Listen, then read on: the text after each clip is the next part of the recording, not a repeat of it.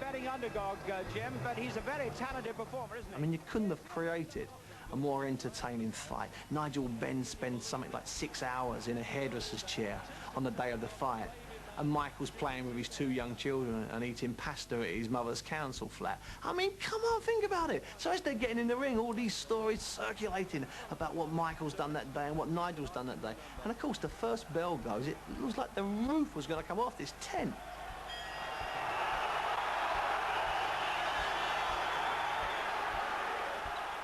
My game plan against Michael was just go in there and blast him out, mate. All guns blazing, no problem whatsoever.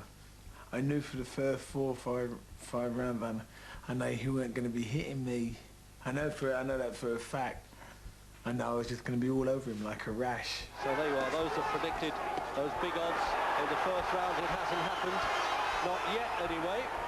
And I said to all my mates, Michael beat Ben.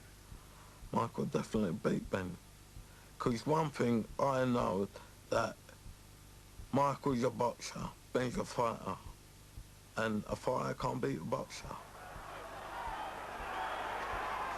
I told him how to beat Nigel right at the dinner table by letting him use up his own strength. You buy him and tap at him. And when he's getting so fed up that he can't get to you, he'll get some in. But when he finds he can't get to you, you go for him. Oh, now he's started to take punches, and he's trying to ride away from him. He's not protecting himself, Ben. And it's almost... I had a trainer that didn't really have a game plan because I was strong and powerful. That was it. I can do it. Don't need to do nothing else. But Michael was so smart. And that's on the confidence that Watson's good. He knows he can shake Ben. He knows he can drive him back. When Nigel punched, all Michael did was open his hands and cup them around his head. See, I had always covered up like this. That was never effective. I knew it. And only in that fight did Michael show me how to cover up properly, which was to open your hands and cup them, just hold them on top of your head like this.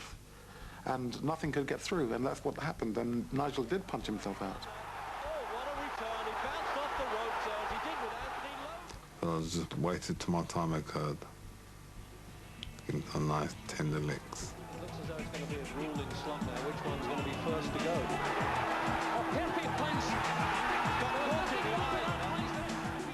I'm there, I'm an entertainer. I'm also a winner. I don't like to do something without coming out on top. I'm doing something I like to come across completely victorious. Oh, he's gone. So, the big hitter has been hit in the 6th round, and the way he backed off from that punch in the eye, it looked as though he wasn't sure. He'd been counted out on his feet there, and I don't think the crowd can believe this, and I know that... It's fully amazing. People can't believe. This classified me as being Mike What's His Name. But Mike What's His Name came through big time on the night. Okay, he beat me. He's a nice man, though. That's how I felt. He's a nice man. Got beat by a nice guy. You understand? That's how I felt. Now, when Chris beat me, I want to go down to Hove and look for him, man. Have a street fight outside the ring, but with Michael, it was different. It was different. So nice guys don't always come last.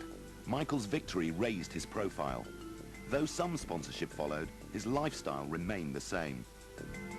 I was just amazed, you know, the first time I met him, I was, gosh, this guy, you know, I couldn't believe how down to earth he was, and he didn't reckon himself at all, not arrogant, and, you know, he even made tea for us. I mean, which other world or Commonwealth champion would do that?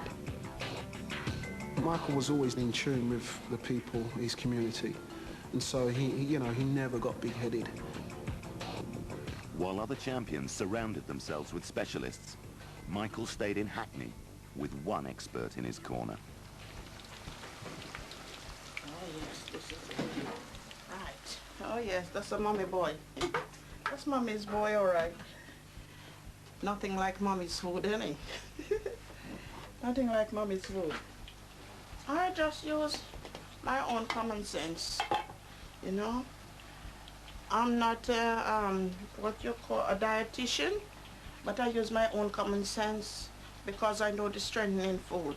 A lot of pasta and a lot of fluid, Irish moss, carrot juice, Guinea sponge. You know, mommy is strong, so son is strong. I come from a very strong family. The win against Ben brought Michael professional success. Surely financial reward would follow. But despite fights against Mike McCallum and Errol Christie, Michael was not earning the big money that Chris Eubank and Nigel Benn commanded. He'd beaten Nigel Benn. 18 months later, he was fighting on a Nigel Benn undercard, maybe making 15,000. Nigel Benn was famously making 500,000. How does that work?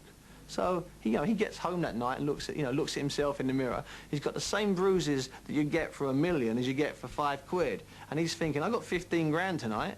Nigel Benn, who I beat 18 months ago, is clearing nearly 600. Michael was unhappy with his contract, and in 1991 took his promoter-manager Mickey Duff to court. Michael argued that his contract was a restraint of trade, and won the case after the judge agreed that acting both as promoter and manager was a conflict of interest. I think he was, welcomed by many in the boxing community when Michael decided to, take Mickey Duff to court and question the conflict of interest which exists between, when someone is a manager and a promoter. Michael's decision, changed that, and it was fundamental in bringing about a greater awareness for people to have, more input outside the fighting ropes. Now the pressure was on. Michael found himself without a manager, about to face the biggest fight of his life. A world title bout against Chris Eubank, who, like Michael, had beaten Nigel Benn to win the WBO title.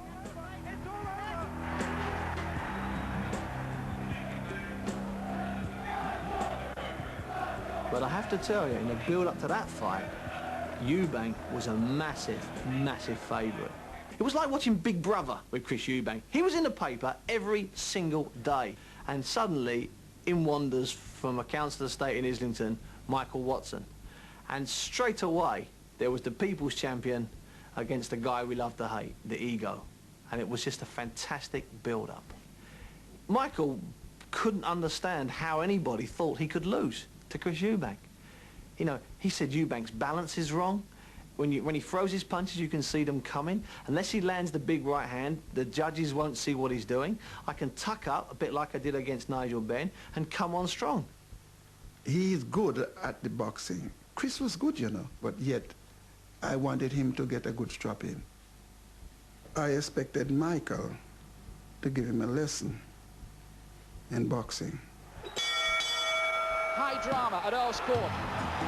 Eubank dodges this way, and that is caught again by a sharp-looking left jab from Watson, who's kept his boxing together very, very neatly indeed, and countered brilliantly at times. Nigel was completely devastating. He really a punching, powerful machine. But Chris, no way in comparison. Then he has Eubank on the ropes and fires in 2 body punches, 1 to the head. Watson looks confident now. Eubank revolving around the ring, still quite light on his feet. He didn't have trouble with Chris one bit. As a matter of fact, I really did enjoy myself fighting Chris. He's outboxing, he's outscoring Eubank. Eubank is, frankly, getting a boxing lesson over these last 3 or 4 rounds. And there goes the bell to end it. When the final bell went, it was clear to every single person I spoke to in the next 10 minutes that Watson had won clearly by 3, 4 or 5 rounds. Somebody came to me when the fight was over to congratulate, and I remember saying to the person, wait until they announce it. The winner and still the WBO champion of the world, Chris Eubank! Well, we are astonished. I'll go so far as to say I think Michael Watson has been plain robbed. That is one of the most controversial decisions I have ever seen. In my view, there is no way that Chris Eubank won that fight. He just went back to his locker room and, he just put his head in his hands and he said, what do I have to do to win? These people are against me.